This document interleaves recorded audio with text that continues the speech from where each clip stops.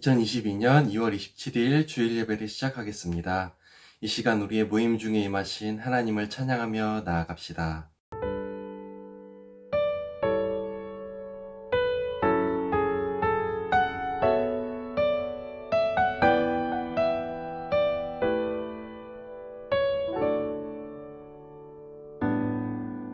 너는 그리스도의 향기라. 너는 그리스도의 편지라.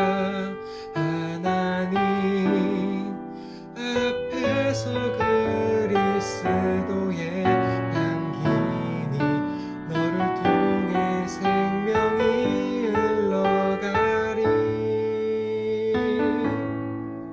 너를 통해 생명이 흘러가리. 너는 그리스도의 향기라. 너는 그리스도의 편지라.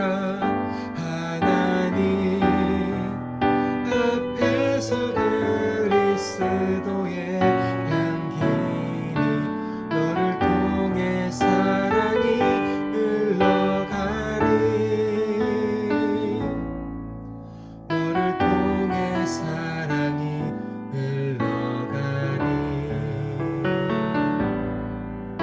너는 그리스도의 향기라. 너는 그리스도의 편지라. 하나님 앞에서 그리스도의 향기니 너를 통해 기쁨이 흘러가리. 너를 통해 기쁨이 흘러가리. 우리와 함께 하시는 하나님께 마음과 뜻을 다하여 예배하며 나아갑시다. 하나님은 영이시니 예배하는 자가 영과 진리로 예배할지니라. 전능하사 천지를 만드신 하나님 아버지를 내가 믿사오며 그 외아들 우리 주 예수 그리스도를 믿사오니 이는 성령으로 잉태하사 동정녀 마리아에게 나시고 본디오 빌라도에게 고난을 받으사 십자가에 못 박혀 죽으시고 장사한 지 사흘 만에 죽은 자 가운데서 다시 살아나시며 하늘에 오르사 전능하신 하나님 우편에 앉아 계시다가 저리로서 산자와 죽은 자를 심판하러 오시리라. 성령을 믿사오며 거룩한 공예와 성도가 서로 교통하는 것과 죄를 사하여 주시는 것과 몸이 다시 사는 것과 영원히 사는 것을 믿사옵나이다. 아멘.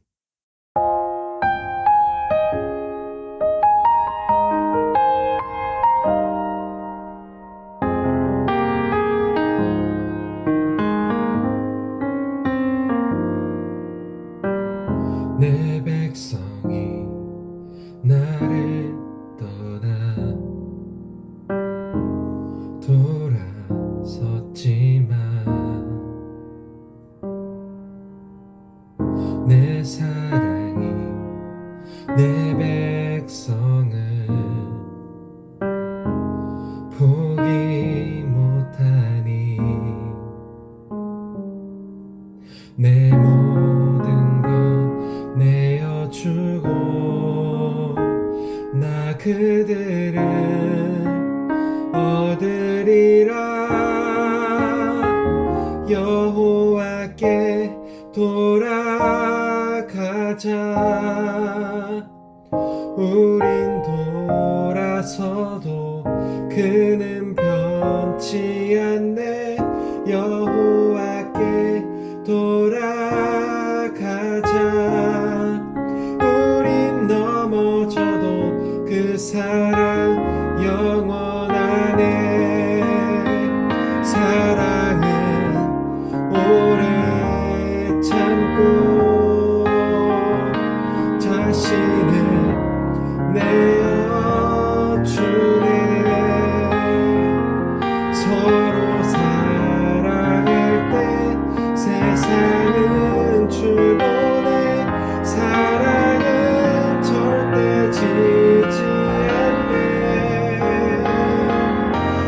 여호와께 돌아가자.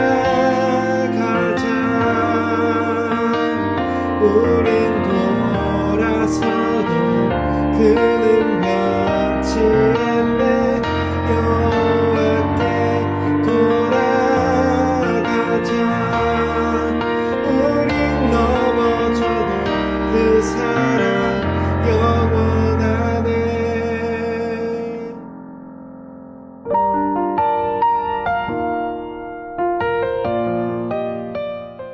하나님 아버지, 산자의 목자가 되시며 죽은 자의 왕이 되시는 하나님, 저희가 이 땅에 살아가면서 하나님의 명령대로 살아가는 것이 얼마나 힘이 드는지 모르겠습니다. 하나님께서 명령하신 10가지 계명도 제대로 못 지키면서 저희가 바라는 것은 또 얼마나 많은지 저희의 욕심을 주님 앞에 회개합니다. 주님, 저희 청소년 주일학교 모두의 마음에 바라고 원하는 것은 오직 하나님 만나는 삶임을, 그런 삶을 살아가는 것이 되기를 원합니다. 모두의 삶이 어렵지만 그래서 더 하나님께서 손 꼭 잡아주심을 더 잘 느끼며 살아가는 저희의 삶이 되기를 원합니다. 오늘 10계명, 제9계명을 통해 거짓을 미워하고 진리를 바라보는 저희가 되게 해주세요. 예수님의 이름으로 기도드립니다. 아멘. 오늘 함께 읽을 말씀은요, 출애굽기 20장 16절 말씀입니다. 앞에 화면 보면서 함께 읽을까요? 내 이웃에 대하여 거짓 증거하지 말라. 아멘. 오늘은 제9계명에 대해서 함께 나누려고 합니다. 제9계명은 쉽게 말해서 거짓말하지 말라는 명령입니다. 그러면 단순히 거짓말하지 말라고 하면 되지 왜 이웃에 대한 거짓 증거를 하지 말라고 하였을까요?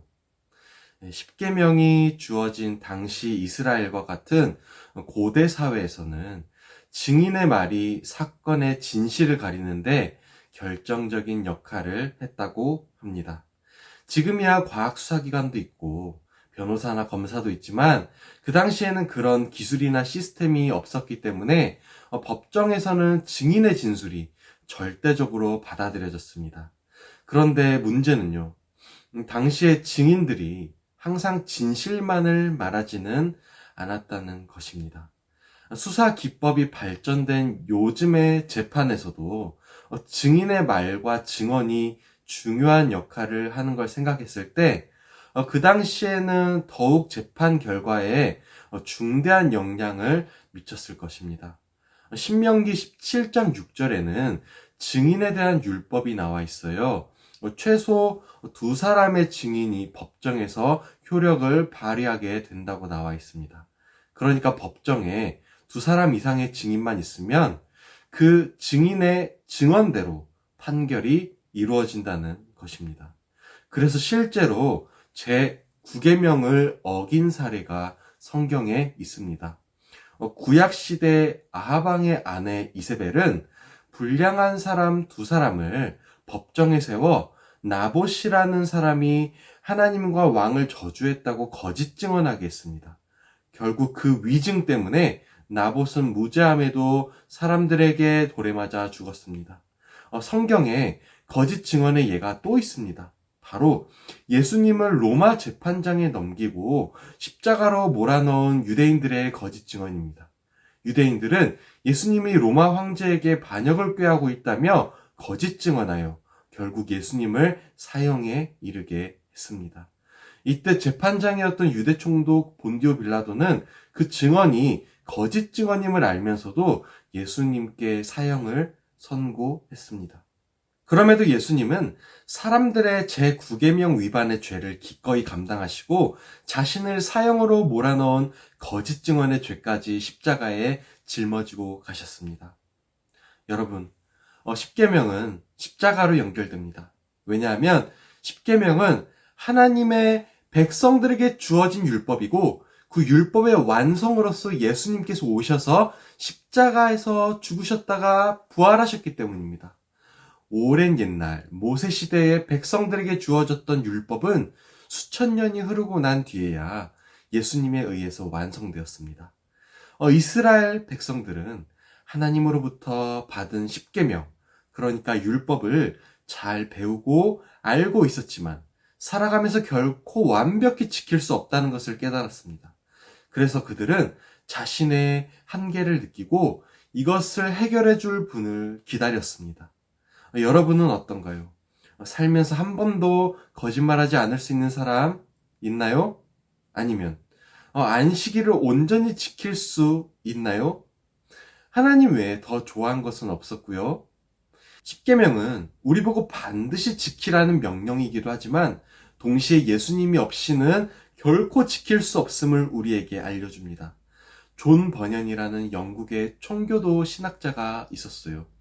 그 사람이 남긴 저서 중에 우리에게 지금도 알려지고 있는 철로 역정이라는 책이 있습니다. 이 책에 보면 율법과 예수님의 관계에 대해 잘 묘사하고 있어요. 여러분들을 빈 방이라고 생각해 봅시다. 빈 방은 가만히 있으면 깨끗해 보여요. 그러나 율법이라는 빗자루로 방을 쓸어대면 갑자기 보이지 않던 먼지들이 펄펄 날리기 시작합니다. 여기서 먼지는 바로 우리들의 죄들입니다. 율법이라는 빗자루로 빗자루질을 열심히 하면 할수록 먼지가 더 자욱히 일어납니다. 그러나 그 먼지를 없앨 수는 없습니다. 단지 율법은 우리의 죄를 들춰낼 뿐입니다. 그때 예수님이 물 양동이를 들고 오십니다. 그리고 방에 있는 먼지들을 물로 씻어내 버리십니다. 그리고 나서야 우리의 죄는 깨끗이 씻겨지게 됩니다. 오늘 제 9계명이 거짓 증언하지 말라고 하는데 사실 10계명에서 하지 말라고 하는 명령은 반대의 것을 적극적으로 행하라는 명령이기도 해요. 우리가 하나님의 언약 백성으로서 이 땅에서 살아가면서 단순히 나 스스로가 거짓말을 하지 않기만 하면 괜찮은 것일까요? 그렇지 않습니다. 여기에서 더 나아가서 제 9계명이 진실을 위해서 열심을 내라는 하나님의 동료가 되기도 한다는 사실을 우리가 잊지 않았으면 좋겠습니다. 세상에는 너무나 많은 거짓말들이 있어요.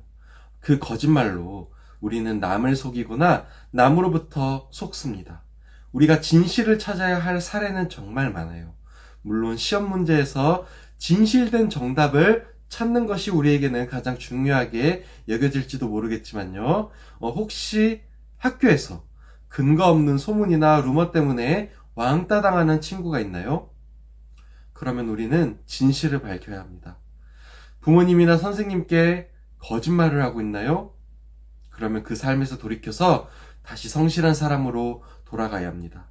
장차 성인이 되어 사회에 진출했을 때 세상에 널리고 널린 거짓들로부터 여러분들은 먼저 보호받고 또 진리의 빛을 밝혀야 합니다. 무엇보다도 우리의 거짓되고 죄로 가득한 삶에 진리이신 예수님을 마음에 모셔야 합니다. 그 방법은 예수님의 의의를 생각하는 것, 그리고 말씀에 귀 기울이는 것입니다. 여러분, 장차 거짓이 없는 진리로 가득한 천국에서 다시 함께 살아가는 그날이 오기까지 여러분이 어떠한 거짓의 위험으로부터 안전하게 하나님께서 보호하시기를 이 시간 축복합니다. 잠시 기도함으로 오늘의 설교를 마치겠습니다. 하나님 아버지, 저희의 연약함 중에 거짓말하는 죄가 있습니다. 하나님은 진리이시고 진실하신 분이신데 저희는 마치 사탄의 종처럼 거짓말을 종종 하곤 합니다. 주님, 장차 심판대 앞에서 진실을 다 드러내시는 주님 앞에 저희가 바로 설 때에 오직 예수 그리스도의 대신 죄값을 치르신 의를 힘입어 저희가 주님께 나아가길 원합니다. 예수님의 이름으로 기도드립니다. 아멘. 자, 여러분, 월요일부터 큐티책 택배가 도착할 건데요. 요즘 확진자가 너무 많아지고 있죠? 택배를 받으면요, 집 밖에 그냥 하루 이틀 더 뒀으면 좋겠어요. 그게 서로가 안전하게 지내는 방법이라고 생각을 합니다. 네. 그러면 오늘 퀴즈 풀어볼까요? 네, 퀴즈 잘 풀었죠? 다음 주일에는 2월 시상자를 선정하겠습니다. 그럼 주기도문으로 예배를 마치겠습니다. 하늘에 계신 우리 아버지여, 이름이 거룩히 여김을 받으시오며 나라가 임하시오며 뜻이 하늘에서 이루어진 것 같이 땅에서도 이루어지이다. 오늘 우리에게 일용할 양식을 주시옵고 우리가 우리에게 죄 지은 자를 사하여 준 것 같이 우리의 죄를 사하여 주시옵고 우리를 시험에 들게 하지 마시옵고 다만 악에서 구하시옵소서. 나라와 권세와 영광이 아버지께 영원히 있사옵나이다. 아멘.